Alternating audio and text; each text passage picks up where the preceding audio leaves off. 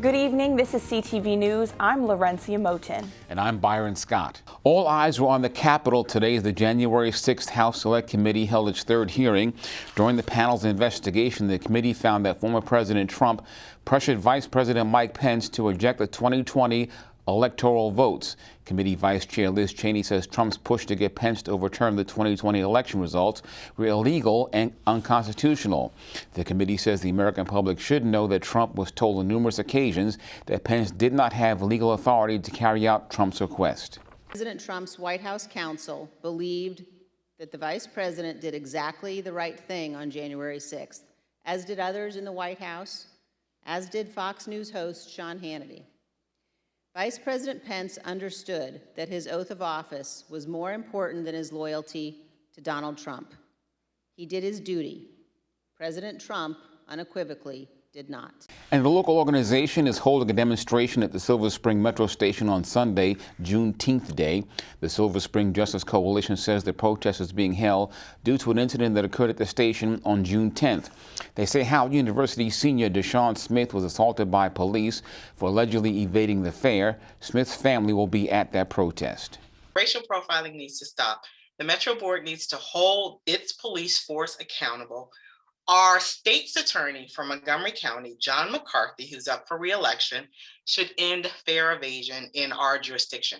And the reason is because he knows the history of this particular police department. He knows that they are prone for stopping Black people, particularly Black youth, accusing them of fare evasion. And rather than just having, a simple conversation or issuing, a simple citation, they take it to the next level, as they did with Mr. Smith. The demonstration is scheduled for this Sunday at 4 p.m. at the Silver Spring Metro Station. And it began as a way for one Prince George's County developer to give back to the community. And today a ceremonial groundbreaking was held for a 90-unit senior apartment complex in Clinton. Bowie-based developer Howard Irvins and his wife bought the 3.5-acre tract of land back in 2016 in hopes of building affordable housing for seniors. The project is called Springbrook. It was Irvins' way of honoring his late mother. When she passed away, I was her caregiver. When she passed away, it was devastating for me. And I needed to find something that would, spark enthusiasm again. And the only thing I could think of at that time was something that I felt that I could put my heart and soul in that would honor her. And affordable housing, senior housing, was something that I think I knew how to do. Springbrook is expected to open in the fall of 2023. Well, here are the latest COVID-19 numbers for our area. The Maryland Department of Health has confirmed more than 1,600 new cases. There have been 9 deaths over the past 24 hours, and the positivity rate in Prince George's County is at 9.91%. 398 Marylanders are currently hospitalized with COVID. Well, the first COVID-19 vaccines for children under 5 could be available as soon as next week. The FDA approved Moderna and Pfizer shots for children as young as 6 months old. Experts say the benefits exceed any potential risks. This Sunday, the CDC will decide on a formal recommendation. If approved, parents can get their children vaccinated in hospitals, doctors' offices, and pharmacies as soon as Monday. And you're watching CTV News. I'm Byron Scott. Coming up, Democrat Wes Moore gets another political boost from Prince George's. Laurencia Moten is back with the details after the break. Stay tuned. Mr. Rogers said, look for the helpers. You can always find people who are helping. Thank you to all the first responders who put their lives in danger to help us when my brothers and sisters and mom and dad and grandpa and grandma need them. We look out for the helpers because they look out for us. Thank you, first responders. There's a rewarding feeling you get when you do, like, hey man, I just, with me and we carried a lady out of a fire, This is what I signed up for as a first responder, and this is what I love to do. And I'm going to continue going to work day in and day out and providing help to those that need it.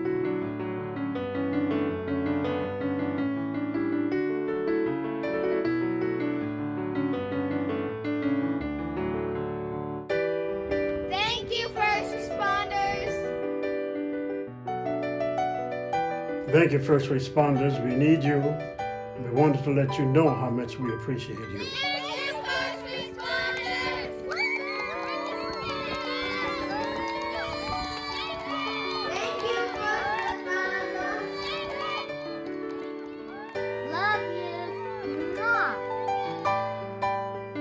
be safe, look after yourself, and look after one another. Thanks.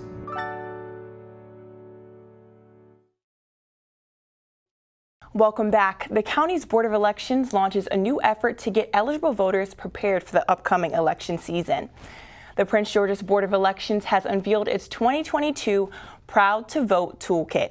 Election officials say that new outreach will include social media posts and text messages sent out to voters about important election information. We have some that will tell you when the registration deadline is. We have others that will tell you about vote by mail and when that application deadline is.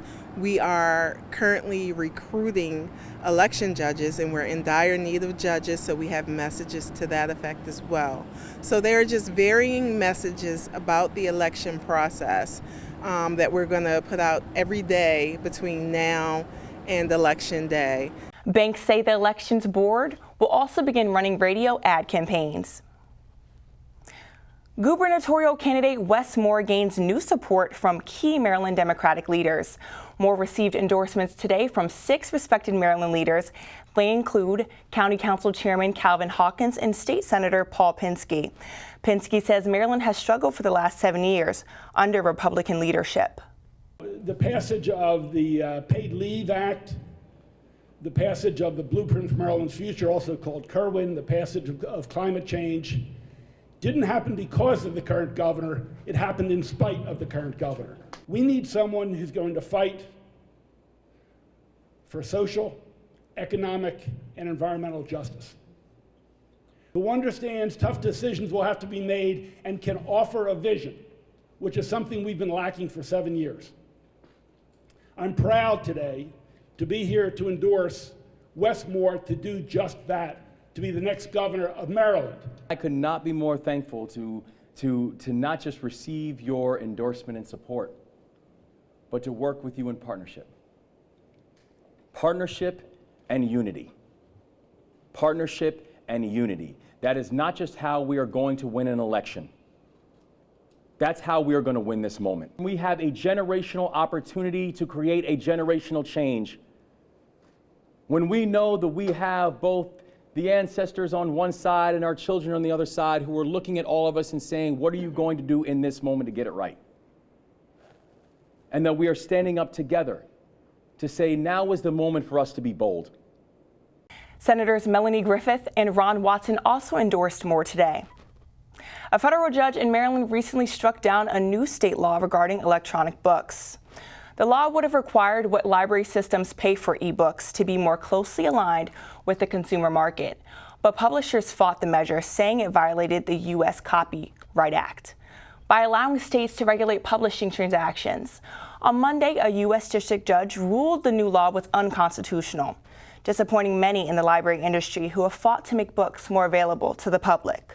We as libraries have always worked with publishers and distributors on negotiating pricing.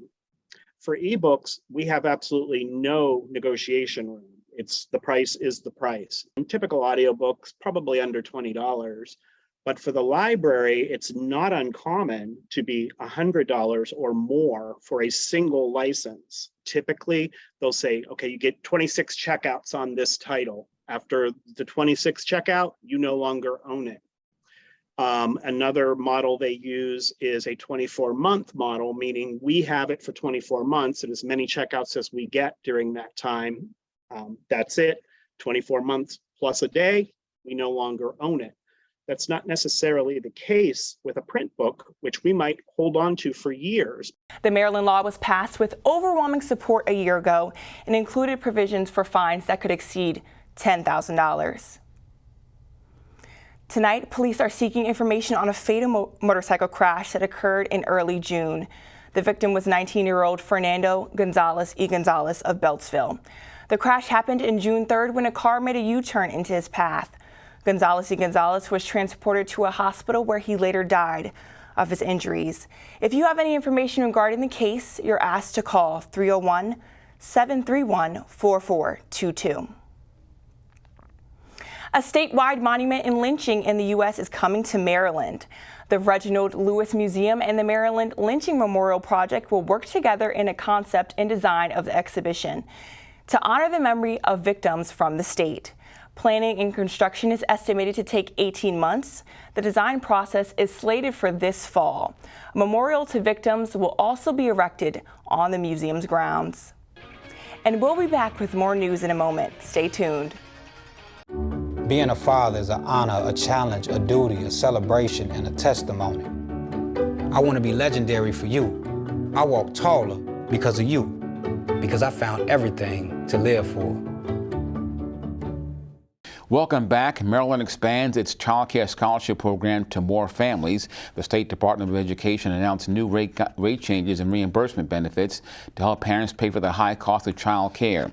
MSDE has raised the income requirements of families from 65% of the median income to 75%. That means a family of four can now earn up to $90,033 per year. Previously, a typical family could earn only $71,000 and $525 a year. For more information, call the Maryland Department of Education at 410-767-0100. Well, as the July primary draws near, a food policy council based in Largo is gearing up for a candidate forum next week. The Prince George's County Food Equity Council is set to host a council candidate forum next Thursday at 7 p.m. The virtual event will allow candidates running for county council to discuss their vision for improving food access and agriculture in Prince George's. Organizers say a total of 16 candidates from districts 2, 3, 4, 6, 7, 8, 9, and at large are set to take part. You're going to hear a little bit from county council candidates about who they are and kind of what they've done around food and farming. Then we'll have questions for all candidates to answer, and then we'll have district-specific questions that were submitted by constituents who are attending the event. We've seen questions from constituents in kind of districts 2 and 3 about more culturally relevant options. So that's something to think about, not just do you have enough grocery stores, but do you have enough grocery stores selling the food that residents want to eat in their community. To register for the virtual event, visit the website on your screen. And it's called Ancestors Know Who We Are. It's an online exhibit sponsored by the National Museum for the American Indian. The exhibit features Black Indigenous women artists who address issues of race, gender, multiracial identity, and intergenerational knowledge. It also explores contemporary realities and the interwoven histories of Black and Indigenous peoples. I saw this photograph by Tara Hauska, and she's an Anishinaabe artist as well as really sort of an activist. And she took a photo of Native American jingle dress dancers who were honoring the memory of George Floyd at the intersection where he was killed in Minneapolis. And so these Native people came to really pray and really honor the memory of George Floyd. Native people and Black people also understand racial violence, and they also understand being targeted by police. There are more overlaps than they realize. And so that's what's kind of also wonderful about this exhibition, is that I wanted to include artists who are Black and Indigenous. To view the online exhibit, log on to americanindian.si.edu, then click the link for Ancestors Know Who We Are. Let's get a quick check on our 3-day weather forecast. Tonight, possible thunderstorms, lows near 73. Friday, a chance of showers and thunderstorms, highs around 94. Saturday, sunny with highs near 75. Sunday, sunny skies with highs around 80 degrees. Now your community calendar. Come out and celebrate the history of Juneteenth this weekend. The Coalition of African Americans in the Performing Arts will be hosting the Road to Jubilee, a Juneteenth celebration. It's a musical extravaganza that will include singers, dancers, musicians, and a narrator to tell the stories of history and hope. The Jubilee will take place Saturday, June 18th at Allen Pond Park from 2 to 3:30, and the event is free and all are welcome. And that's your CTV News Update. I'm Laurencia Moten. And I'm Byron Scott. Good night.